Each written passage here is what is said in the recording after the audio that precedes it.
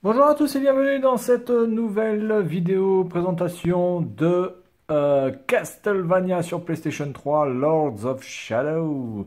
Alors je n'y ai jamais joué, apparemment c'est une vue en troisième personne, donc on est un petit peu différent, enfin on est complètement même différent du Castlevania que j'ai testé, Mirror of Fate, d'ailleurs qui m'a pas simplement gonflé parce que, alors à moins que ce soit un bug, et apparemment c'est un bug, mais lors de l'acte 2, si vous récupérez le chronomètre dans Mirror of Fate, si vous récupérez l'artefact du chronomètre qui permet donc de stopper le temps ou de réduire le temps, si vous n'avez pas avant cela balancé tous vos... moi j'avais des chauves-souris là en seconde arme, donc si vous n'avez pas balancé vos secondes armes, eh bien le chronomètre ne peut plus être utilisé même une fois que vous avez fini de balancer toutes vos armes secondaires.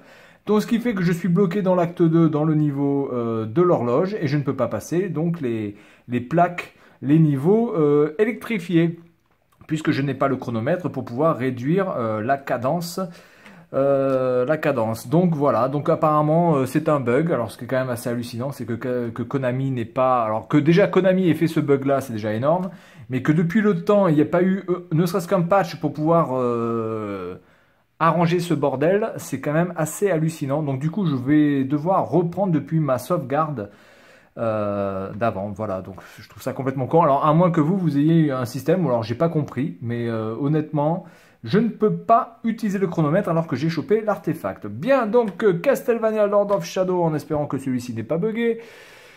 Donc on va voir de suite la notice, et puis je vais faire une petite capture après de ce jeu. Donc les Castlevania, alors je sais plus, je sais pas combien il y a de Castlevania exactement hein, sur PlayStation 3, mais il y en a au moins 3 il me semble. Voilà, donc première partie, donc je pense que là c'est évidemment l'introduction du truc. Ça c'est notre héros Gabriel avec Marie. On a l'abbé Dorin, on a Claudia, on a Zobek. Et on a Pan. Alors lui, Pan, je ne sais pas, il a une drôle de gueule. En tout cas, ils sont assez stylés, faut reconnaître. Là, je pense qu'on a donc les ennemis. Camilla, Necromancer, blablabla, Satan. Chupacabra, Bronner, Baba Yaga, etc. Ok.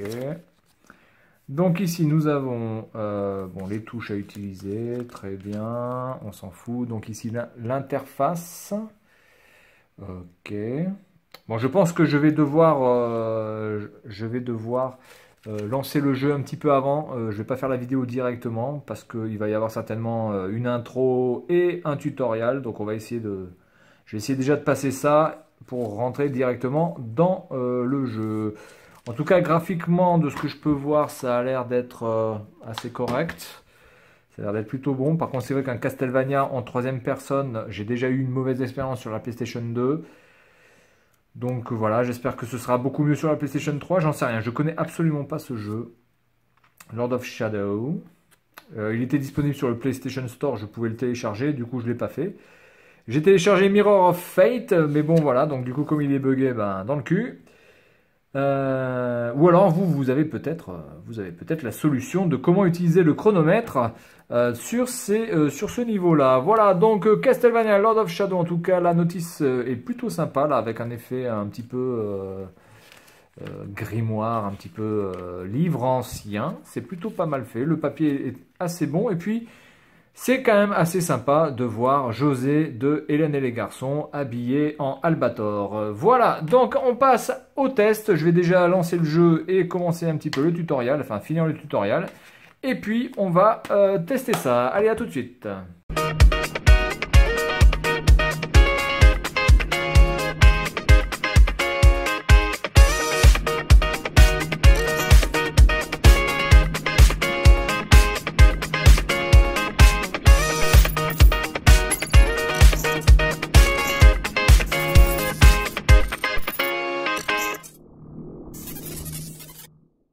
Bonjour à tous, et donc on est bien sur Castlevania Lord of Sword, ou je me rappelle même plus du nom du Castlevania, enfin Lord of Sword, je pense, le seigneur des épées ou le seigneur des sabres, peu importe.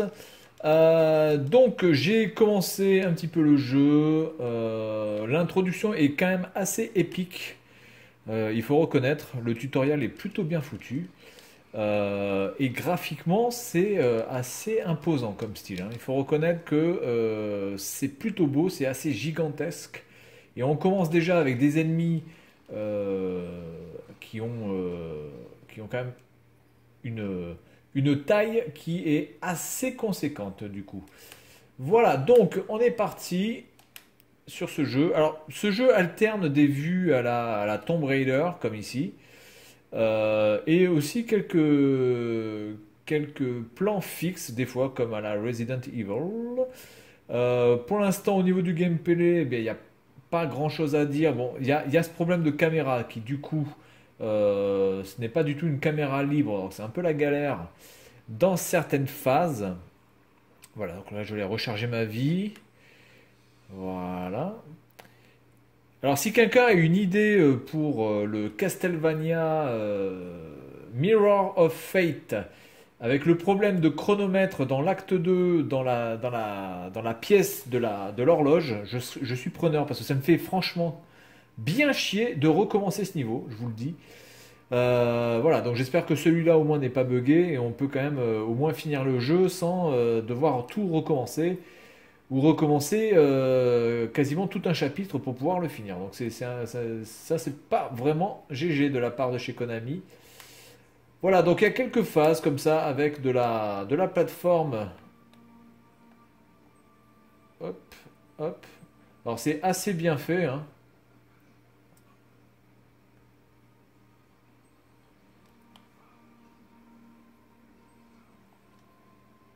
Alors, là du coup, voilà. Ok. Donc là on récupère. Alors ça, on récupère des trucs sur les corps. Je ne sais pas vraiment ce que c'est. Là j'en ai 4. Peut-être que quand j'en aurai 5, j'aurai droit à quelque chose. Je n'en sais rien. Pour l'instant, là je suis là. Donc c'est cool. Donc je pense que de toute façon c'est pas là qu'il faut que j'aille. Je pense qu'il faut que je remonte et que je me serve du crochet qui était là. Voilà. Et que je redescende. Alors, les prises de vue sont quand même assez exceptionnelles hein, dans ce jeu. Franchement, il y a de très très belles vues. Par contre, je trouve que du coup, on a tellement l'habitude d'avoir un Castlevania assez pâteau des fois, notamment dans les Castlevania de NES et de Super NES, que dans celui-là, on a un Castlevania qui... Eh ben, Coco, on a un Castlevania qui se meut, du verbe mouvoir, qui se meut de façon très très très rapide. Voilà. Alors oh putain, tu vas où? Mais qu'il est con ce con. Donc du coup c'est un peu déroutant. Alors heureusement qu'on a des checkpoints à l'appel. Par rapport à ça on n'est pas trop emmerdé. Donc graphiquement c'est quand même très beau, hein. Voilà, il faut reconnaître quand même quelque chose, c'est que Konami a fait quand même un merveilleux travail. Par contre, on n'a pas vraiment l'impression d'être en Transylvanie ou dans le domaine de Dracula ou quoi que ce soit. On a plutôt l'impression d'être chez les Incas ou voilà, donc c'est un peu chelou. Voilà, donc là je l'ai fini à 58, 68, voilà, on a les niveaux ici avec donc la carte qui est plutôt bien faite aussi, très jolie. Temps de chargement avec un petit discours en japonais. Alors je ne sais pas si ce jeu est sorti en version française. Je n'en sais rien. En tout cas, c'est plutôt beau. Franchement, il est stylé ce jeu. Maintenant, c'est clair que du Castlevania en vue arrière. Alors il y a... Le problème, c'est qu'il y a trop de vues, quoi. Il y a des vues sur le côté, il y a des vues en arrière, il y a des vues sur le dessus. C'est un peu le bordel. C'est un peu le bordel. Donc du coup, ça fait... on a l'impression que d'un point de vue artistique, Konami n'a pas vraiment su où se mettre. C'est très bien d'avoir fait de la 3D entièrement et se mettre derrière un petit peu comme du Tomb Raider. Mais je pense quand même qu'un bon Castlevania, ça se joue avant tout. Allez, regardez, alors là, voilà. Donc là, c'est vraiment le truc parfait. C'est-à-dire qu'on est derrière, on est devant. Euh, Alors, ça peut avoir un style, hein, encore une fois. Donc là, non, là, je pense que je peux rien faire. Si, je peux faire quelque chose, hein. D'accord, là, je pense qu'il faut collecter les symboles. Et donc là, du coup, on a plus l'impression d'être, je sais pas moi, en Bolivie, au Pérou, ou au Mexique, plutôt que d'être vraiment dans le côté Dracula. Voilà, alors là, par exemple, je vais où là? Voilà, donc là, il faut aller par là. Voilà, c'est un peu, c'est un peu le foutoir. Il faut reconnaître les choses, c'est un peu le foutoir. Mais globalement, on est quand même dans du très bon Castlevania, hein. Il est quand même beaucoup, beaucoup mieux que celui sur PlayStation 2, avec une vue arrière aussi qui était... Bon, il n'était pas mauvais, quoi, mais franchement, il était bien en deçà de ce que de ce qu'on attend d'un Castlevania. Oh là, il me manque... Oh, je crois qu'il me manque un truc, là, du coup. Il me manque un truc, là, parce que j'ai dû en louper un. Donc celui-là, il est là. Ok. Donc l'autre, il est où? C'est pas celui-là, là? C'est pas ça? Non, c'est pas ça. Du coup, il va être où ce con? Parce que là, il n'y a rien. Je ne le vois pas. Ah si, il est là. Ah non, ah, si, non, c'est pas ça. Ta, ta, ta, ta, ta. Alors, est-ce que c'est dans l'ordre les trucs? Je pense que ça doit être dans l'ordre, hein, parce que depuis tout à l'heure, ils sont dans l'ordre. Là, il y a celui-là, qui est le deuxième. Donc, il est entre celui-là et l'autre. Là, il y a bien un truc, mais ça n'a pas l'air d'être ça. Là, on voit que dalle. Là, bon, bah, je pense pas qu'il l'ait mis de manière complètement cachée, ce serait complètement con.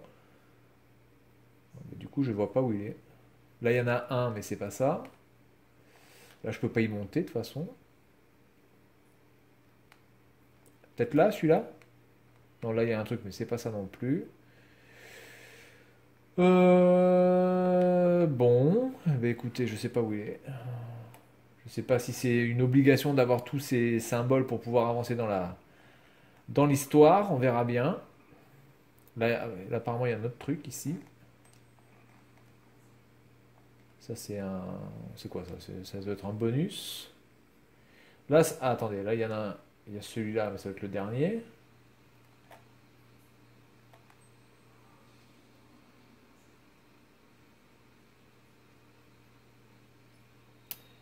Et ouais, du coup, il est où ce con là? Attendez. Il y a celui-là là-bas. C'était un piège en fait. Ce n'est pas dans.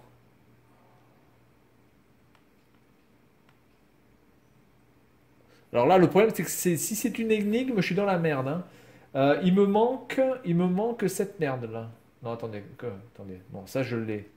Ça je l'ai. Ça je l'ai. Ça je l'ai. Non, il me manque celui-là là. Et on peut rien faire avec. D'accord. Euh,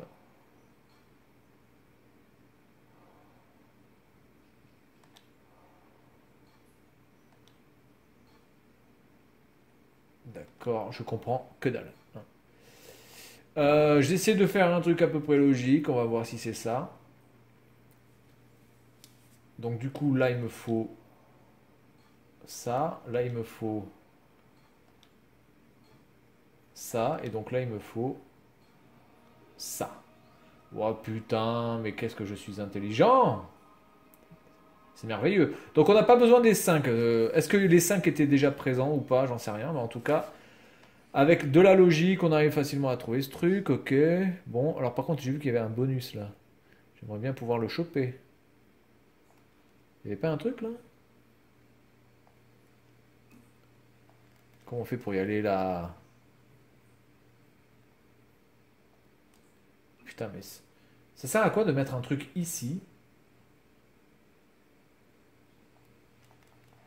alors qu'on peut pas le choper? Je comprends rien. Est-ce que c'est un point de sauvegarde? aucune idée. Est-ce qu'on peut aller par là? Oui, là, il doit y avoir un secret. Alors, il y a toujours le système des secrets, un petit peu dans ce Castlevania, bon, qui est moins prononcé que dans la majorité des Castlevania, mais il y a des petits chemins parallèles pour aller chercher des bonus, etc. Voilà. En tout cas, bon, c'est franchement beau, hein. Il n'y a rien à dire. Bon, là, c'est vrai que par rapport à la capture que je suis en train de faire avec mon téléphone portable, ça rend pas terriblement.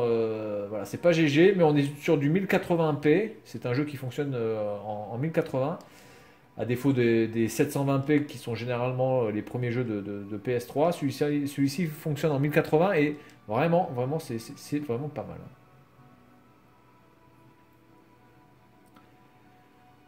Il y a de très très beaux effets, de lumière, d'eau aussi. Bien, voilà. Bah, écoutez, on va s'arrêter là. Ça fait déjà 10 minutes qu'on est là-dessus. Bon, écoutez, pour l'instant, première impression assez positive de ce Castlevania, même si on retrouve pas vraiment l'ambiance un petit peu Dracula, un petit peu transylvanienne, j'ai envie de dire. Artistiquement, c'est vraiment très très beau. Par contre, au niveau du gameplay, je pense que Konami s'est un petit peu perdu dans le gameplay, a voulu fournir un petit peu trop un gameplay trop riche, avec différentes phases de plateforme, de beat'em up, etc. Oui, donc lui c'est un allié, je me rappelle plus là de son nom. Il est assez stylé, hein. Tous les personnages pour l'instant sont super bien faits, vraiment avec un très très bon style, un bon design. Voilà, bah écoutez, c'est tout pour cette vidéo concernant Castlevania Lord of Sword. Et puis moi je vous dis à la prochaine. Salut à tous!